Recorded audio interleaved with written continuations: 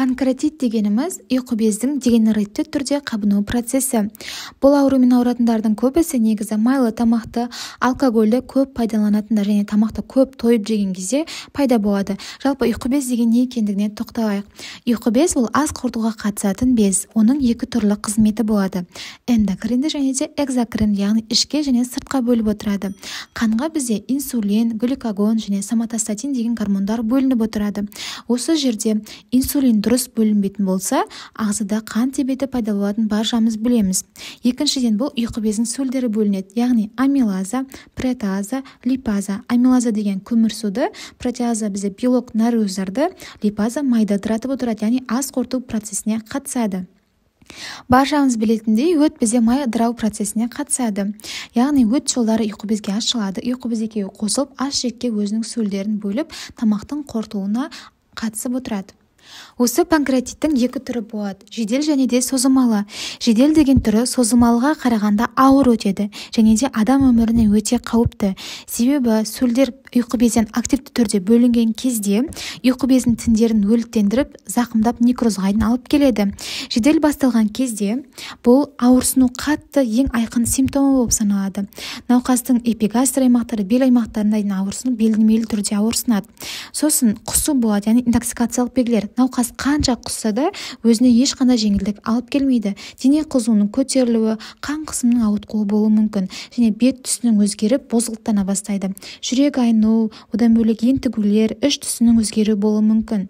Сонымен қоса, іштің өтуі немесе іштің қатуы болуы мүмкін. Панкреатит кезінде нәжістің түсі, иісі өте жағымсыз болып келеді.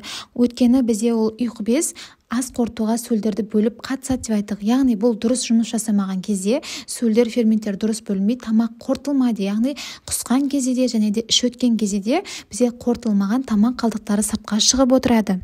Ал созылмалы панкреатит дегеніміз бұл ұзақ жылдарға созылады және бұл ауруға тән симптомдар кейде пайда болып, кейде жоғалып отырады.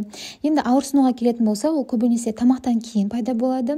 Яғни бірнеше сағаттан бірнеше тәулікке дейін созылуы мүмкін. Бұл ауырсынған кезде бұны өршітетін факторлар, яғни қуырылған тамақ жеген кезде, алкоголь, газдалған сусындар және майлы, шоколад, кофе өнімдерін пайдаланған кезде пайда болады. Сонымен қоса диспепсиялық бұзылыстар бойынша құсу, жүрек айну, созылмалы диарея, іштің кебуі деген сияқтылар мазалайды, бірақ ол үнемі емес, анда-санда болуы мүмкін.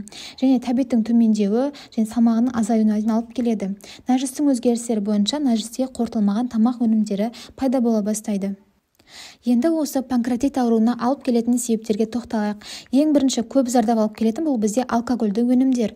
Сосын артық тамақтанып, тойып тамақ жеген кезде ұйқы безге күш түсе бастайды. Сосын өт жолдарының, 12 ішектің, ұлтабардың аурулар, яғни холецистит, дуоденит болған кезде. Себебі бұл үшеуі бір-бірімен тығыз байланысты жұмыс жасайды. Өт жолдары ұйқы безге ашылады, ұйқы безге қосарлана отырып, өзінің сөл ферменттерін тамақ ыдыратуға қатысты. Оның бары 12 ішекке ашылады. Яғни осы жерде қайсы бірінің ауруы болатын болса, бір-бірінің зақымдалуына септігін тигізеді. Сосын дәрігердің ешқандай тағайындауынсыз өз бетінше дәрі-дәрмектерді пайдалану. Қазіргі таңда БАДы дегендер көп шығып кеткен, соны жұрттың айтуы бойынша өз бетінше дәрігердің ешқандай тағайындауынсыз қабылдап жатады. Және де инфекциялық аурулар болған кезде генетикалық бейімділікте әсер етеді, яғни отбасында, ата-анасында осы панкреатит болса кездесуі мүмкін. Диагностикасына келетін болсақ, анализдерде қан анализі, зәр анализі және нәжіс алынатын болады.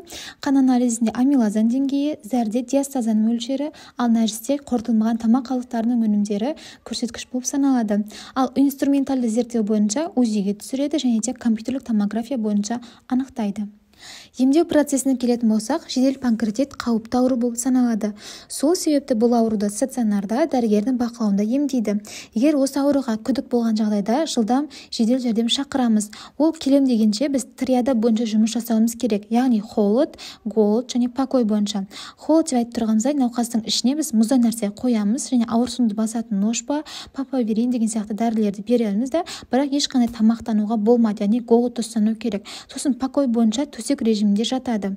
Ары қарай емді дәрігердің өзі диагностикалық анализдердің көрсеткіші бойынша өзі тағайындайтын болады, яғни антибиотиктер мүмкін, ферменттер, қажет болса операциялық емді қолданатын болады.